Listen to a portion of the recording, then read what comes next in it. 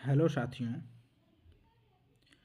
आपका फिर से स्वागत है आपके अपने यूट्यूब चैनल एसडी क्लासेस में। मैं डीके सर आप लोगों के समक्ष फिर से लेके आया हूं अपने एक न्यू वीडियो के साथ, जो कि जेटेट के ऊपर है। और जैसा कि हमने पिछले क्लास में डिस्कस किया जेटेट के सिलेबस के बारे में कि आखिर वह सिलेबस है क्या, उसमें क्या चीज़ हमें पढ़ना पड़ता है, कैसे क्या चीज़ है, जिसमें से हमारा एक टॉपिक था जिसका नाम था गति और बल। गति और बल हमारा एक टॉपिक था जिसके बारे में आज हम डिस्कस करेंगे कि आखिर गति और बल में हमें क्या पढ़ना है और क्या चीज़ें हैं इसमें। ठीक है, तो उम्मीद करता हूँ कि अगर आपको वीडियो पसंद आता है तो आप चैनल को सब्सक्राइब करेंगे और अपने सपोर्ट के साथ लाइक कमेंट करेंगे। ठीक है, चलिए बगैर देरी किए शुरू करते हैं हम आज के अपने इस वीडियो को। तो हमारा आज का पहला टॉपिक है कि गति क्या है। गति क्या है? तो गति वह है यानी जब कोई वस्तु समय के साथ अपने स्थान में परिवर्तन करता है तो वह गति कहलाता है।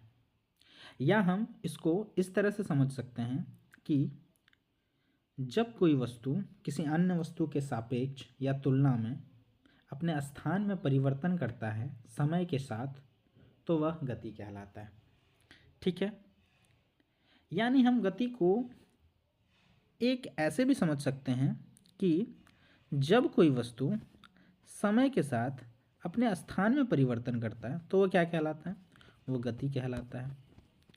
और वहीं हम एक और तरीके से जान सकते हैं इसको कि जब कोई वस्तु किसी अन्य वस्तु के सापेक्ष अपने स्थान में परिवर्तन करता है तो वो क्या कहलाता है? गति कहलाता है। जैसे मान लेते हैं ये पेड़ है हमारा, ठीक है, और ये कोई वस्तु है हमारा। पेड़ से वस्तु के बीच तक की दूरी ए पॉइंट पे 2 मीटर है। ठीक है, अब पेड़ से उस वस्तु के जब उसका स्थान परिवर्तन होता है उस पॉइंट को हम कहते हैं पॉइंट बी। यहाँ की जो दूरी है वो कितनी है? 4 मीटर है। यानी हम यह कह सकते हैं कि वह पेड़ तो स्थिर था, यानी उस पेड़ को मैंने क्या माना? एक केंद्र बिंदु माना है। ठीक है, अब हम उस तुलना कर रहे हैं, किससे तुलना कर रहे हैं? उस पेड़ से तुलना करें। किसको? उस वस्तु को। कि जैसे मान लेते हैं मेरा ये हाथ है, ये मेरा लेफ्ट हैंड है, ये मेरा राइट हैंड है। ठीक है, अब जैसे मेरा लेफ्ट हैंड राइट हैंड के तुलना में क्या कर रहा है? गति कर रहा है। क्या कर रहा है? गति कर रहा है, अपने स्थान में परिवर्तन कर रहा है समय के साथ। ठीक है, अब हम इसी चीज़ को अगर ऐसे लेके चलते हैं तो हमारा देखो दोनों हाथ चल रहा है, दोनों ही हाथ हमारा गति कर रहा है। अब हमारा जो केंद्र बिंदु है या इसी को हम कहते हैं संदर्भ बिंदु भी, यानी जो हमारा संदर्भ बिंदु है या जो हमारा तुलनात्मक बिंदु है वह क्या हो रहा है? अब चेंज हो जा रहा है। यानी हम गति को ऐसे समझ सकते हैं कि यदि कोई वस्तु किसी अन्य वस्तु के तुलना में अपने स्थान में परिवर्तन करता है समय के साथ, ठीक है, तो उसको क्या बोलेंगे? हम गति बोलेंगे। ठीक है, तो जैसे इसका एग्जाम्पल हम कह सकते हैं कि चलती हुई ट्रेन, उड़ती हुई पक्षी, या चलता हुआ आदमी, या चलती हुई गाड़ियाँ, या चलता हुआ राम, या चलते हुए विद्यार्थी, कुछ भी हम इसका एग्जाम्पल ले सकते हैं। यानी जो अपने स्थान में परिवर्तन कर रहा है किसके साथ? समय के साथ। ठीक है, उम्मीद करता हूँ आपको गति अच्छे से समझ आया होगा। हम अपने अगले टॉपिक में चलते हैं जो है विराम, जो है आपका विराम। तो आखिर ये विराम है क्या? जैसे अभी हमने गति में इस चीज़ को समझा कि अगर कोई वस्तु समय के साथ क्या करता है? अपने स्थान में परिवर्तन करता है तो वो क्या कहलाता है? गति कहलाता है। पर अगर कोई वस्तु समय के साथ अपने स्थान में परिवर्तन नहीं करता है, मतलब वो अपने जिस स्थान पे है उसी स्थान पे वो नियत है, वहाँ से वो बिल्कुल भी नहीं हिला है, तो हम क्या बोलेंगे? कि वो विराम में है। यानी मान लेता हूँ ये एक पेड़ है, इस पेड़ के पास यहाँ पे ये एक गाड़ी है। ये गाड़ी 12:05 पे देखी गई, इसी बिंदु पे थी। ठीक है, अब हम कैसे पता करेंगे इसी बिंदु पे थी? तब गाड़ी से इस पेड़ के बीच की दूरी कितनी थी? मान लेते हैं 4 मीटर की दूरी थी। ठीक है, और फिर से हमने देखा कि 12:10 में ये गाड़ी उसी स्थान पे नियत है, यह गाड़ी उसी स्थान पे नियत है। यानी हम फिर तब भी देख सकते हैं, क्या देख सकते हैं कि वह गाड़ी 12:05 में वहाँ थी और 12:10 तक वहीं खड़ी है। यानी उसने क्या किया है, अपने स्थान में परिवर्तन बिल्कुल नहीं किया है, पर यहाँ हम कह सकते हैं कि टाइम क्या हो रहा है, चेंज हो रहा है। टाइम यहाँ चेंज हो रहा है। यानी हम यह कह सकते हैं जब कोई वस्तु समय के साथ अपने स्थान में परिवर्तन नहीं करता है तो वो क्या कहलाता है, विराम कहलाता है। ठीक है, जैसे इसका एग्जाम्पल हो जाएगा मेज पर रखी किताब, खड़ी कार, या पेड़, या कह सकते हैं इमारत। ऐसे किसी भी हम एग्जाम्पल को ले सकते हैं जो विराम अवस्था में है, जो चल नहीं रही है। ठीक है, चलिए अगला बिंदु हमारा है संदर्भ बिंदु। जैसा कि अभी हमने गति में हमने अभी डिस्कस किया कि संदर्भ बिंदु क्या होता है, जिस वस्तु से हम तुलना करते हैं उस बिंदु को हम क्या कहते हैं, उसका संदर्भ बिंदु कहते हैं। यानी कोई वस्तु जो है वो क्या कर रहा है, किसी का तुलना कर रहे हैं, किसी का तुलना कर रहे हैं। यानी हम क्या कर रहे हैं कि इस वस्तु से हम इसका तुलना कर रहे हैं। ठीक है, इस वस्तु से, यानी जब ये वस्तु यहाँ से यहाँ के बीच की इसकी जो दूरी थी वह 4 मीटर की थी, और फिर से यह वस्तु यहाँ से इस जगह पे आ जाती है, अब इसकी जो दूरी है वो कितनी है, 10 मीटर हो जाती है। तो हम यह कह सकते हैं कि इस वस्तु का जो दूरी है वो बढ़ रहा है, यानी ये गति कर रहा है। यानी यह क्या कर रहा है, गति कर रहा है। पर हम इसका जो तुलना कर रहे हैं किसके सापेक्ष में, इस पेड़ के सापेक्ष में हम इसका क्या कर रहे हैं, तुलना कर रहे हैं। किसके सापेक्ष में, उस पेड़ के सापेक्ष में। यानी वो पेड़ इसका क्या कहलाएगा, संदर्भ बिंदु। ये पेड़ इसका क्या कहलाएगा, संदर्भ बिंदु। ठीक है, यानी जिस भी वस्तु से हम तुलना करते हैं वह हमारा संदर्भ बिंदु कहलाता है। ठीक है, जैसे एग्जाम्पल में हम पेड़ ले सकते हैं, बिजली का खंभा ले सकते हैं, या खड़ी इमारत ले सकते हैं। ठीक है, या कोई भी ऐसा वस्तु जो रखी हुई हो जिससे हम तुलना कर रहे हैं किसी अन्य वस्तु से। जैसे मान लो यहाँ पे मेरा हाथ चल रहा है, ठीक है, किसके तुलना में चल रहा है, इसके तुलना में चल रहा है। राइट हैंड के तुलना में मेरा लेफ्ट हैंड चल रहा है। तो यहाँ मैं संदर्भ बिंदु किसको बोलूँगा, यहाँ मैं अपने राइट हैंड को, अपना इस वाले मोशन का, यहाँ जो भी मोशन हो रहा है इस वाले मोशन को मैं क्या बोलूँगा, ये इसका संदर्भ बिंदु है। ठीक है, उम्मीद करता हूँ यह भी आपको समझ में आया होगा। अगला हमारा क्या है, तो अगला हमारा है सरल रेखीय गति। सरल रेखीय गति आखिर होता क्या है। सरल रेखीय गति को हम ऐसे समझते हैं कि जब कोई वस्तु सीधी रेखा में गति करती है तो उसको क्या कहते हैं, सरल रेखीय गति कहते हैं।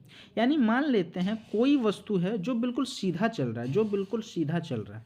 ठीक है, वो ना कि ऐसे चल के, वो बिल्कुल सीधा चल रहा है। यानी उसका जो चलने की जो दिशा है वो नियत है, वो बदल नहीं रही है। ठीक है, तो इस स्थिति में हम क्या बोलेंगे कि वह सरल रेखीय गति कर रहा है।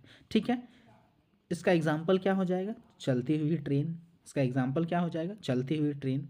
ठीक है, और सरल रेखीय गति का फॉर्मूला क्या होता है, इसमें हम डिस्टेंस के बारे में जानते हैं। तो यह हम स्पीड के फॉर्मूले से निकालते हैं, स्पीड के फॉर्मूले से निकालते हैं, जहाँ हम चाल को देखते हैं। और चाल इज इक्वल टू क्या होता है, चाल इज इक्वल टू, यानी speed is equal to distance upon time.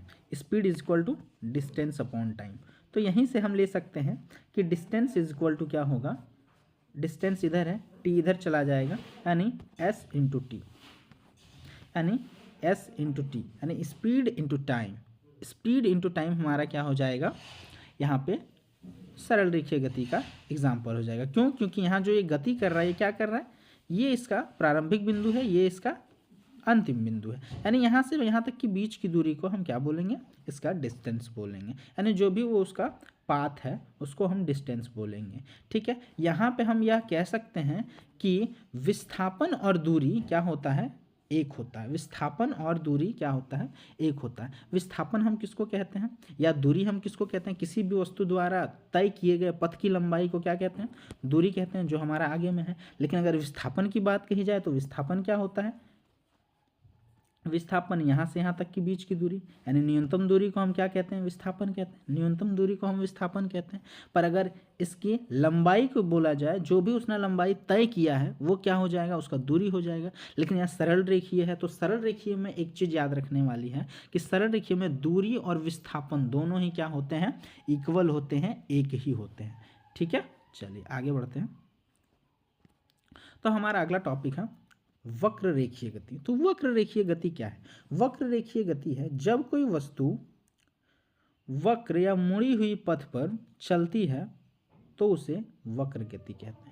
यानी जब कोई वस्तु क्या कहता है, जब कोई वस्तु वक्राकार गति करती है, यानी जब कोई वस्तु मुड़ी हुई पथ पर गति करती है तो उसको क्या बोलेंगे हम? वक्र गति। ठीक है, यानी हम कह सकते हैं कि यह एक प्रकार से क्या होता है, यह एक प्रकार से क्या होता है, अर्धचाप अर्धवृत्त के भी रूप में होता है, यह अर्धवृत्त के भी रूप में होता है।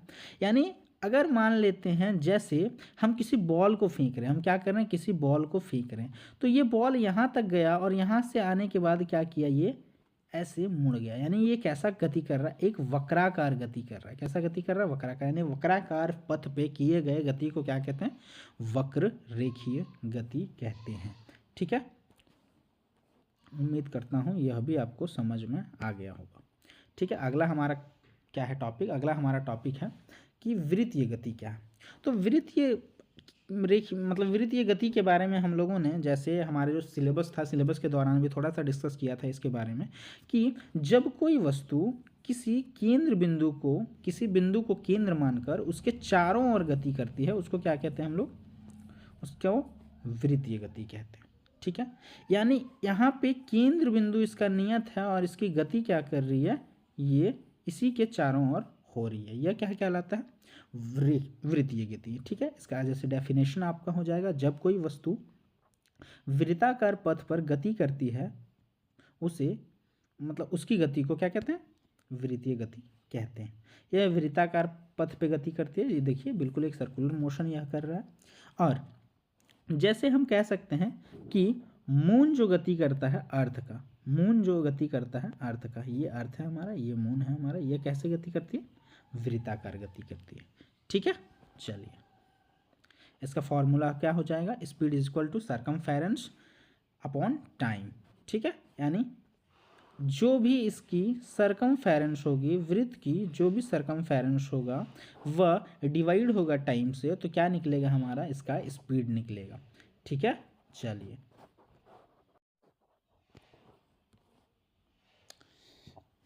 अगला टॉपिक हमारा बनता है कि आवर्त गति क्या है।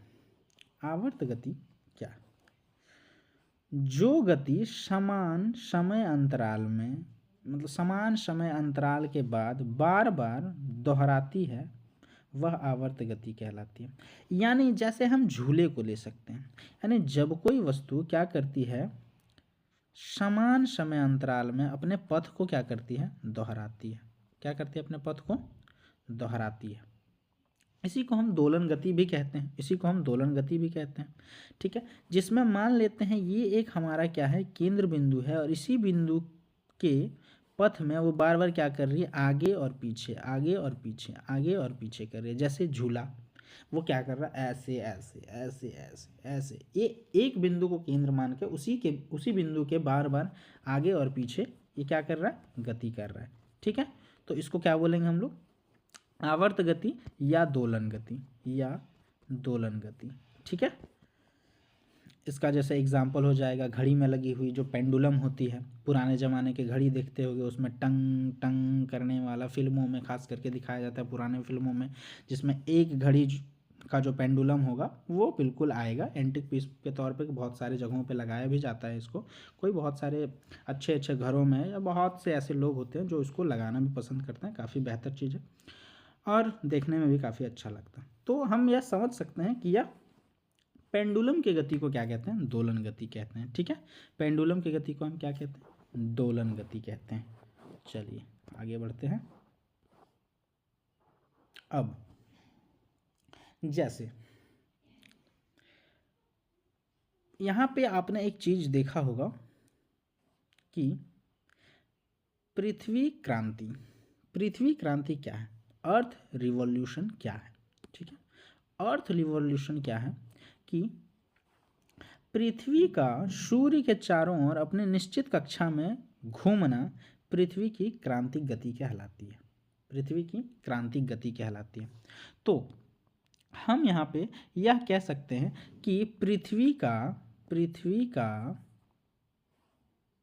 सूर्य के चारों ओर घूमना, सूर्य के चारों ओर घूमना, यह क्या कहलाता है? क्रांतिक, पृथ्वी क्रांति, ठीक है, क्रांति। अब जैसे हम यहाँ पे एक चीज़ हमारा और यहाँ पे आता है, जैसा कि हम इसको ग्रेविटेशन में जानते हैं कि पृथ्वी जो सूर्य का चक्कर लगाती है वो कैसा चक्र लगाती है? वह दीर्घवृत्ताकार चक्र लगाती है, ठीक है। वो कैसा चक्र लगाती है? दीर्घवृत्ताकार चक्र लगाती है। जिसमें आखिर ये दीर्घवृत्ताकार चक्र होता क्या है? तो चलिए दीर्घवृत्ताकार चक्र को हम समझते हैं, ठीक है। दीर्घवृत्ताकार, जैसे बीच में होगा क्या? ये अर्थ है, ये क्या है? ये अर्थ है, ठीक है। ये क्या कर रही है? गति कर रही है दीर्घवृत्ताकार पथ में। अब इस दीर्घवृत्ताकार पथ पे, इस दीर्घवृत्ताकार पथ के पथ में दो केंद्र बिंदु होते हैं जिसे फोकस भी बोला जाता है। दो केंद्र बिंदु होते हैं जिसे फोकस भी बोला जाता है। और इन दो फोकसों में से, इन दो केंद्रों में से किसी एक केंद्र पर हमारा सूर्य विद्यमान होगा, यानी सूर्य रहेगा किसी एक बिंदु पे। दो फोकसों में से किसी एक बिंदु पे कौन रहेगा? सूर्य हमारा गति करेगा। या तो वो यहाँ रह सकता है या तो वो यहाँ रहेगा, यानी किसी एक बिंदु पे, ठीक है। वो कौन रहेगा? सूर्य रहेगा। अब इसी से हम यह भी समझ सकते हैं कि आखिरकार पृथ्वी को इस चक्कर को पूरा करने में कितना समय लगता है। इस चक्कर को पूरा करने में कितना समय लगता है? कितना समय लगता है? पृथ्वी सूर्य का एक चक्कर पूरा करने में लगभग 365 दिन और 6 घंटे लेती है। यानी इस चक्र को पूरा करने में पृथ्वी कितना समय लेता है? 365 दिन और 6 घंटे और 6 आवर, ठीक है। लगभग इतना समय कौन लेता है? पृथ्वी लेता है। क्या करने में? इस पथ को पूरा करने में, यानी सूर्य के चक्कर को लगाने में, ठीक है। इसी कारण से आप सुने होंगे कि 4 साल में, हर 4 साल में एक बार क्या होता है? लीप वर्ष आता है, ठीक है। क्या आता है? लीप वर्ष आता है।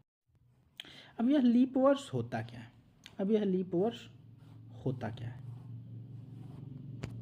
तो लीप वर्ष क्या होता है? हर 4 साल में एक अतिरिक्त दिन जोड़कर 366 दिन का वर्ष बनता है। इसी को लीप वर्ष कहते हैं। जैसे अभी 6 आवर हमारा एक्स्ट्रा आ रहा था ना, 365 दिन और 6 आवर, तो इसी 6 आवर को जोड़ करके क्या बनाता है? एक लीप ईयर बनाता है, जिसमें एक दिन हमारा क्या होता है? अधिक हो जाता है, ठीक है। जैसे यहाँ पे लिखा हुआ है कि पृथ्वी की कक्षा दीर्घवृत्ताकार होती है पूरी तरह से। यह क्या करती है? उसका चक्कर लगाती है। किसका चक्कर लगाती है? सूर्य का चक्कर लगाती है। कौन लगाती है? पृथ्वी लगाती है, ठीक है। कौन से पथ पे? तो दीर्घवृत्ताकार पथ पे। चलिए, अब कक्षा का आकार क्या होता है? पृथ्वी की कक्षा पूरी तरह गोल नहीं होती है, यह दीर्घवृत्ताकार होती है, या इसी को इंग्लिश में एलिप्टिकल पाथ भी कहते हैं, ठीक है। इसमें क्या होता है, हम एक तरह से समझ सकते हैं कि यह दो वृत्तों से मिलकर बनता है। क्या बनता है? दो वृत्तों से मिलकर बनता है। इसमें जैसे बीच वाली चीज़ को अगर हम मिटा देते हैं तो देखो, तो ये बिल्कुल एक दीर्घवृत्ताकार पथ बन जाएगा। दीर्घवृत्ताकार पथ, क्या ये बन रहा है? बिल्कुल बन रहा है। यह रहा, यहाँ पे इसका केंद्र बिंदु, इसका यह केंद्र बिंदु। इन दो केंद्र बिंदु में से किसी एक बिंदु पर कौन रहेगा? सूर्य रहेगा। और इसी के चारों ओर कौन चक्कर लगाएगा? तो पृथ्वी इसी के चारों ओर चक्कर लगाएगी, ठीक है। चलिए आगे बढ़ते हैं। अब पृथ्वी की क्रांतिक के प्रभाव, आखिर जो पृथ्वी की जो क्रांतिक होती है उसके कारण से क्या प्रभाव आता है, ठीक है, क्या प्रभाव पड़ता है, ठीक। यह क्या होता है? ऋतुओं को क्या करता है? बनाता है। ऋतुओं को क्या कहता है? बनाता है, यानी ऋतु को यह क्या करता है? बदलता है। जैसे समर, सर्दी, वर्षा, वसंत, ठीक है। यह किसके कारण से होता है?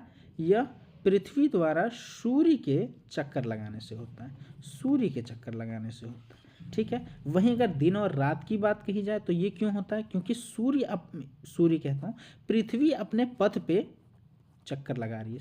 पृथ्वी अपने पथ पे क्या कर रही है, अपने स्थान पे वो घूम रही है, अपने स्थान पे वो क्या कर रही है, घूम रही है। यानी पृथ्वी के घूमने से क्या होता है, पृथ्वी के घूमने से दिन और रात होता है, पर पृथ्वी का सूर्य का चक्कर लगाने से, पृथ्वी द्वारा सूर्य का चक्कर लगाने से क्या होता है, ऋतुएं बदलती हैं। क्या होती है, ऋतुएं बदलती हैं। अब जैसे यह कुछ ऐसा होता है कि जैसे मान लेते हैं, यह हमारा पृथ्वी है, यह हमारा सूर्य है, ठीक है। यह दीर्घवृत्ताकार में चक्कर लगा रही है। तो जैसा कि हम जान रहे हैं पृथ्वी कितना डिग्री झुकी हुई है, 23.5 डिग्री झुकी हुई है अपने अक्ष पे, ठीक है। तो उस झुकने की वजह से, उस झुकाव की वजह से क्या होता है कि मान लेते हैं हम इस ओर हैं, हम इस ओर हैं, ठीक है। अब इस ओर होने की वजह से क्या है कि ये सूर्य की किरण यहाँ पे बड़े ही आसानी से पड़ जा रहा है। तो यहाँ क्या हो रहा है, यहाँ हमें धूप तो काफ़ी अच्छा मिल रहा है, पर चूंकि सूर्य से दूरी क्या हो रही है, ज़्यादा रहने से यहाँ डायरेक्ट सनलाइट आ रहा है, जिसकी वजह से यहाँ हमें अधिक गर्मी का महसूस होता है, यानी गर्मी का दिन होता है।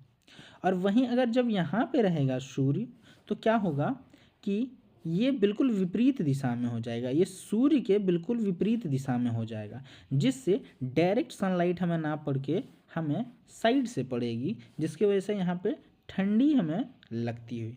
यानी यहाँ पे यह भी एक क्वेश्चन बन सकता है कि सूर्य से जब नज़दीक होती है, या हम ऐसे कह सकते हैं कि अर्थ पे ठंडी कब होती है, ठंडी के दिनों में सूर्य अर्थ से नज़दीक होता है या दूर होता है, ठीक है। तो वहाँ हम क्या बोलेंगे, ठंडी के दिनों में सूर्य पृथ्वी से नज़दीक होता है, वहीं गर्मियों के दिनों में सूर्य पृथ्वी से दूर होता है, ठीक है।